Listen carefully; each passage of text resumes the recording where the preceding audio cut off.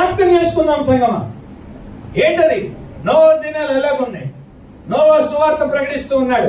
నోవహు జలప్రలయం రాబోతుంది, ఓడను సిద్ధపరచుకో అని చెప్పాడు.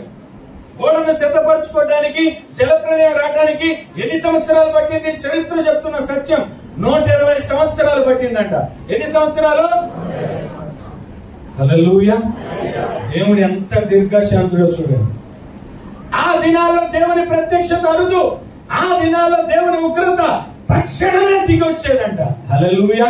కానీ అటువంటి దినాల్లోనే దేవుని ఉగ్రత 120 సంవత్సరాలు ఆపాడంట. హల్లెలూయా. చెప్తాను సంగమా, ఎందుకు ఎంత వివరంగా చెప్తున్నాను. ఆ దినాల్లో ఎలాగున్నాడంట? నోవహు ప్రకటిస్తా అంటే ఒక్కడు వెళ్ళాడంట. చివరికి ఆ గడియ రాని వచ్చిందంట. ఇక ఇప్పుడు అందరూ వచ్చి ఓడ దగ్గరకు వచ్చి బాగుతున్నారంట. అప్పుడేమో ఓడ చేస్తున్నాడని ఎగతాళి చేశారు. ఇప్పుడేమో ఆ ఓడ దిక్కైంది, అందరూ వచ్చి ఓడ తలుపుల దగ్గరకు వచ్చి బాగుతున్నారంట. హల్లెలూయా, హల్లెలూయా. సంగమా, ఇవాళ రక్షణ పొందిన వారి గురించి పక్కన పెట్టండి. రక్షణ పొంది రక్షణ అనుభవంలో కొనసాగుతూ ఇదిగో ఇంత గట్టిగా బోధిస్తున్న నేనే కానివ్వండి, ఇంత చక్కగా వింటున్న మీరే కానివ్వండి, మనం కూడా దౌర్భాగ్యకరమైన పరిస్థితి ఏంటంటే ఆ జనాభా గుంపులోనే ఉన్నాం. హల్లెలూయా. అక్కడ ఏం జరిగిందంటే ఇంత ప్రకటిస్తున్నా కూడా అంట చేముట్టినట్టు కూడా లేదంట. ఏంట్రా చురికే లేదు, మందు తిన పింజర్ లాగా ఉన్నామంట. ఆ రోజుల్లో వాళ్ళు కూడా అలాగే ఉన్నారంట. ఉండి ఇంకేం చేశారో తెలుసా? అక్కడ తినుచు త్రాగుచు పెండ్లికించుకుంటూ ఇల్లు కట్టించుకుంటూ ఉన్నారంట. హల్లెలూయా. సంగమా, దేవుడు ఎక్కడా తినొద్దు అని చెప్పట్లేదు, దేవుడు ఎక్కడా కట్టుకోవద్దు అని చెప్పట్లేదు, దేవుడు ఎక్కడ పెళ్లిళ్ళు చేసుకోవద్దు అని చెప్పట్లేదు, దేవుడు ఎక్కడ ఇల్లు కట్టద్దు అంటలేదు, దేవుడు ఎక్కడ సుఖభోగాలు అనుభవించద్దు అని చెప్పట్లేదు. కానీ ప్రతి దానికి కూడా నియమం ఉంది అని చెప్తున్నారు. హల్లెలూయా. ప్రతి దాన్ని కూడా జాగ్రత్తగా ఉండాలి అని చెప్తున్నాడు. హల్లెలూయా. కానీ ఆ రోజుల్లో కూడా ప్రకటించాడు, కానీ నోవహు ఎవ్వరూ లక్ష్య పెట్టలేదంట. తింటూ ఉన్నారంట, త్రాగుచూ ఉన్నారంట, పెళ్లికి ఇచ్చుకుంటూ ఉన్నారంట, విందులు చేసుకుంటూ ఉన్నారంట, ఇల్లు కట్టుకుంటూ ఉన్నారంట, సుఖ భోగాలు అనుభవిస్తూ ఉన్నారంట. హల్లెలూయా. అందుకే వారికంట ఆ మాట హేళనకరంగా ఉందంట, వారికంట ఆ మాట ఎగతాళికరంగా ఉందంట. కొన్నిసార్లు మరి అనాలోచనగానో ఏమరపడుతున్నా మనం కూడా మాట్లాడతాం, ఇప్పుడే రాలే దేవుడు, ఎందుకంటే మనం నశించిపోవడం ఇష్టం లేదు కదా, ఇంకా కొంతకాలం ఆగుతాడు. నీతో చెప్పాడు కొంతకాలం ఆగుతానని. ఇక్కడ అదే అంటున్నాడు సంగమా. ఏమంటున్నాడు తెలుసా? అక్కడ జలప్రళయం వచ్చి అందరినీ కొట్టుకొని పోవు వరకు ఎరుగకపోయింది, అలాగుననే మనుష్య కుమారుడు రాకడ ఉంటుంది. ఇప్పుడు చెప్తున్నాడు 40వ వచనంలో, ఆ కాలమున ఇద్దరు పొలములో ఉందురు, ఒకడు తీసుకొని పోబడును, ఒకడు విడిచిపెట్టబడును. ఇద్దరు స్త్రీలు తిరగలి విసురుచుందురు, ఒకటే తీసుకొని పోబడును, ఒకటే విడిచిపెట్టబడును. కావున ఏ దినమున మీ ప్రభు వచ్చునో మీకు తెలియదు గనక మెళుకువగా ఉండుడి. హల్లెలూయా, హల్లెలూయా. ఏ జామున దొంగ వచ్చునో ఇంట యజమానునికి తెలిసి ఉండిన ఎడల అతడు మెళుకువగా ఉండి తన ఇంటికి కన్నం వేయనీయుడని మీరు ఎరుగుదురు. మీరు అనుకున్నని గడియలో మనుష్య కుమారుడు వచ్చును గనుకనే మీరును సిద్ధముగా ఉండుడి. హల్లెలూయా, హల్లెలూయా. ఇంటించాడు, సూచనలు కళ్ళ ముందు జరిగే సంభవాలు తెలియపరుస్తూ ఉన్నాడు.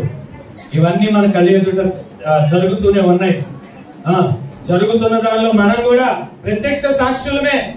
ఇళ్లు కట్టుకుంటున్నాం, పెళ్లి చేసుకుంటున్నాం, ఇళ్లలో పెళ్లిళ్ళు జరుగుతున్నాయి, విందులు చేసుకుంటున్నాం, విలాసాలు చేసుకుంటున్నాం, సుఖభోగాలు అనుభవిస్తున్నాం, పట్టిందల్లా బంగారంగా చేసుకుంటున్నాం, దీవించబడుతూ ఉన్నాం. ఉన్నామా లేదా? ఉన్నామంతే. లేకపోయినా ఉన్నట్టే అని పలికినట్లయితే దేవుని సన్నిధిలో ఉన్నట్టుగానే చేస్తాడు. హల్లెలూయా. ఎందుకో తెలుసా? మన నోటి మాటకు శక్తి ఉంది. ఎప్పుడు శక్తి ఉంటుందో తెలుసా? వాక్యాన్ని వింటూ వాక్యానుసారంగా హృదయాన్ని సరి చేసుకుంటూ అప్పగిస్తూ ఈ వాక్కు పలికినప్పుడు తప్పకుండా దేవుడు అది అవునన్నట్టుగానే చేస్తాడు. హల్లెలూయా, హల్లెలూయా. సో సంగమా ఇక్కడ ఆ మాట చెప్తున్నాడు. చెప్తూ ఇంకొక ఉపమానం చెప్తున్నాడు, ఇంకొక ఉదాహరణ చెప్తున్నాడు. ఆ గడి ఎలాగుంటుందంటే ఎవరికి తెలియదు. ఆ గడి ఎలాగుంటుంది అంటే దొంగ ఎలా వస్తాడు అలా వస్తాడంట. ఇక్కడ దొంగ వలే వస్తాడు, దొంగ వచ్చినట్టు వస్తాడు. దొంగలా కాదు, దొంగ అయ్యి కాదు. హల్లెలూయా. దొంగ ఎలాగొస్తాడు? ఇప్పుడు మనం చెప్తాం, అబ్బాయి పిల్లలు అన్నం తినకపోతే బూచోడికి ఇచ్చేస్తాడు. అంటే మనం ఎలా సృష్టించాం? బూచోడు కూడా మనలాగే మంచిగా ఉంటారు, కానీ మనం ఎలా సృష్టించాం? ఒక భయానకమైనటువంటి ఆ పిక్చర్ ని చేసాం. అమ్మ ఇలా ఉంటాడు, తీసుకెళ్లిపోతాడంటే వాడు బూచోడు అనగానే భయపడతాడు.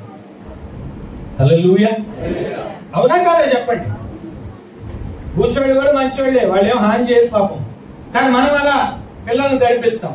అలాగే ఇక్కడ కూడా ఆయన దొంగ వలె వస్తాడు, కానీ మనం మాత్రం తప్పకుండా ఏముండాలో తెలుసా? సిద్ధపాటు కలిగి ఉండాలి. హల్లెలూయా అని ఇక్కడ ఆ మాట చెప్తున్నాడు. ఇప్పుడు ఇక్కడే ఇదే అధ్యాయంలో 3వ వచనానికి రండి. జరిగే సంభవం అది.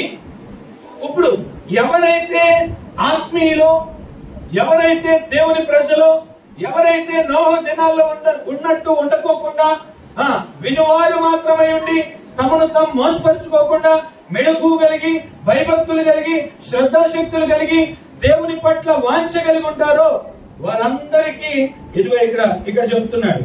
ఇదే 24వ అధ్యాయం 3వ వచనం నుంచి నేను చదువుతా. ఆయన ఒలీవల కొండ మీద కూర్చుండి ఉన్నప్పుడు శిష్యులు ఆయన వద్దకు ఏకాంతముగా వచ్చి, ఇవి ఎప్పుడు జరుగును? నీ రాకడను ఈ యుగ సమాప్తికి సూచనలేవి మాతో చెప్పమనగా. హల్లెలూయా. అక్కడ శిష్యులకు ఒక సందేహం వచ్చిందంట. అయ్యా బానే ఉంది, నువ్వు చాలా అంశాలు చెప్తున్నావు, ఈ అంశాలన్నీ తప్పకుండా జరుగుతాయని మేము నమ్ముతున్నాం, ఇవి ఎప్పుడు జరుగుతాయి? వీటిని మేము ఎలా గ్రహించాలి? వీటిని మేము ఎలా గుర్తించాలి అని చెప్పి శిష్యులు అడుగుతున్నారంట. అడుగుతాంటే అప్పుడు ఆయన చెప్తున్నాడంట, యేసు వారితో ఇట్లా, నేను ఎవడును మిమ్మల్ని మోసపరచకుండా చూచుకున్నది. హల్లెలూయా. సంభవాలు ఎలా జరుగుతాయ్యా? రాకడకు సూచనలు ఏంటయ్యాయంటే ఆయన ముందు ఏం చెప్తున్నాడు తెలుసా? ఇలా ఉంటాయని చెప్పి ఇట్లా ఆయన ముందు ఏమంటున్నాడు తెలుసా? మొట్టమొదటి ఎలా మొదలు పెట్టాడంటే, ఎవ్వరు మిమ్మల్ని మోసం చేయకోకుండా ఉండేలాగా జాగ్రత్త పడండి అంటున్నాడు. హల్లెలూయా. హల్లెలూయా. అంటే మోసం ఎక్కువ జరుగుతూ ఉంటుంది సంగమా రాకడ సమయంలో. ఆల్రెడీ అపవాది అలాగే తిరుగుతున్నాడు. అందుకే కదా అంటాడు, అపవాది ఎవరిని మృంగుదుమా అని గర్జించు సింహం వలె వెతుకులాడుతూ ఉన్నాడు. వాడి వెతుకులాటలో ఎవడు చిక్కబడుతున్నాడో, ఎవడు దేనిలో చిక్కబడుతున్నాడో ఎవరికి తెలియట్లా. అందుకే మొట్టమొదటి శిష్యులకు యేసయ్య తెలిపిన మాట ఏంటంటే, ఎవరు మిమ్మల్ని మోసం చేయకోకుండా ఉండేలాగా చూసుకోండి. హల్లెలూయా. మోసపోకుడి దేవుడు వెక్కిరింపబడి. మోసపోతున్నాం కనుకనే మనల్ని బట్టి దేవుని నామం అవమానపరచబడతాం. వింటున్నారా? మోసపోతున్నాం కనుకనే అకాల నష్టాలు, అకాల ఇరుకులు, అకాల ఇబ్బందులు, అకాల ప్రతికూలతలు, అకాల వైపరీత్యాలు మన కుటుంబాల్లో చూస్తున్నాం. అందుకే దేవుని నామం దూషించబడతాం. హల్లెలూయా. అందుకే వాక్యం అంటుంది, మోసపోకుడి దేవుడు. ఇప్పుడు యేసయ్య కూడా రాకడ గురించి ఏం చెప్తున్నాడు తెలుసా? మిమ్మల్ని ఎవ్వరూ మోసం చేయకోకుండా ఉండేలాగా జాగ్రత్త పడండి అంటారు. హల్లెలూయా.